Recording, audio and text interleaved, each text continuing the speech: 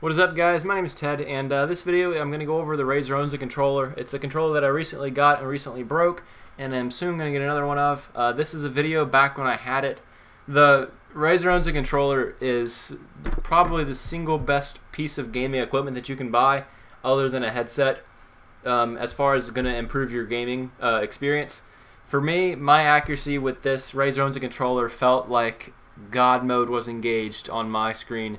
Like the aiming that you have with this controller, it was just bar none to anything else that I've ever felt. It's a corded controller, which would probably be the only downside in my opinion.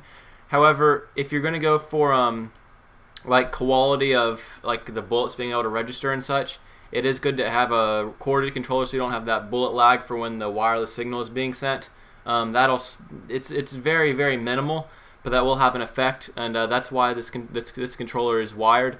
But and I just like wireless more because I don't like all the cords. That's the only fault that I could find with this controller, though. As far as the aiming goes, they have adjustable joysticks, so that whenever you strafe or aim left and right, it's so precise and so fine pointed that, or so fine tuned that aiming is just so much easier. It's hard to explain without actually without someone actually having the controller in their hands and feeling it.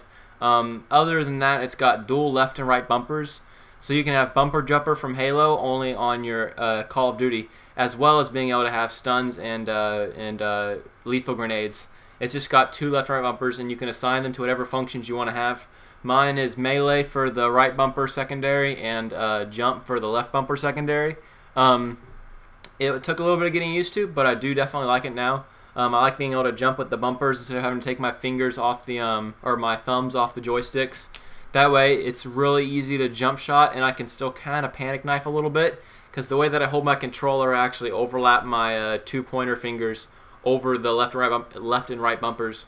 That's how I hold my controller. It's just the way I've always done it. And it was the wrong way to do it, but now it's actually a good thing that I've always done it that way, because this way I can panic knife, and I can also press the nades and all a lot easier. It's hard to get used to, and you've got less grip on the controller, but it's definitely a help. So if you don't do that already, it's just something you got to get used to, just like the controller will be. But that's another thing that's going to improve your gaming strategy or your gameplay experience. This is kind of hoping to showcase a little bit of the accuracy that you can have with the controller. Right there was probably a bad example, and right here's my first death of the game as I'm like 30-something kills into it. But I didn't use any kill streaks, obviously, throughout this whole game because I was trying to show you what you can do with an actual gun.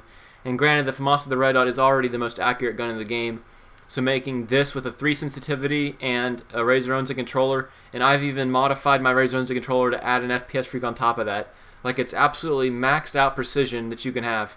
Low sensitivity mixed with the FPS freak for increased sensitivity, mixed with completely loosened Razer Onza joysticks for completely maxed out sensitivity.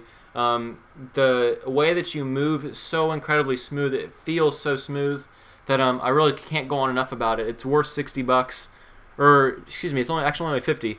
It's, believe it or not, I think it's actually cheaper than the regular Xbox 360 controller is. The other thing is it has backlit buttons that are closer to the that are lower down, so you can press them a lot easier. It's really nice. The start and back buttons are on the bottom, not on the top next to your Xbox guide button. That way you don't press them by accident when you're going to go press the Xbox guide button. The other thing that it has is it has separated D-pad, so you don't press your kill streak in to bring out your Claymore by accident. You press right, you're definitely hitting right because it's separated from the up, down, and left buttons, which makes it a lot easier for you to press the right key. And it's just a small thing, but it's definitely an improvement, you know, and they've actually improved everything. There's also grips on the back for your controller. That way you can hold the controller a lot easier, and it doesn't slide out of your hands. You don't get that that plasticky feeling on the back. It's really smooth, nice grip. And the controller can be picked up for $60, or excuse me, $50 for a wired controller. Tournament edition is the best. I'm not sure what the other one difference is. I should know that from the comments that I've read, the tournament edition is better, and it's the same price, so go for it. That's all I can really say about this gameplay. Like I said, this is combat training. This is not an actual team deathmatch. Obviously, I'm not the only person going against 9 players. I'm not trying to showcase this as being an actual online game, because this is not. This is completely 100% combat training, and I'm not trying to act like I'm a god in an actual game. So this is, like I said, once more, this is combat training. I'm not trying to like lie to you or fool you or anything. This is quite obviously combat training. That's why I pressed start at the beginning of the match. That's the end of the game, guys. I hope you guys enjoyed. I think I went 75-2. Great controller. Go out and buy it later.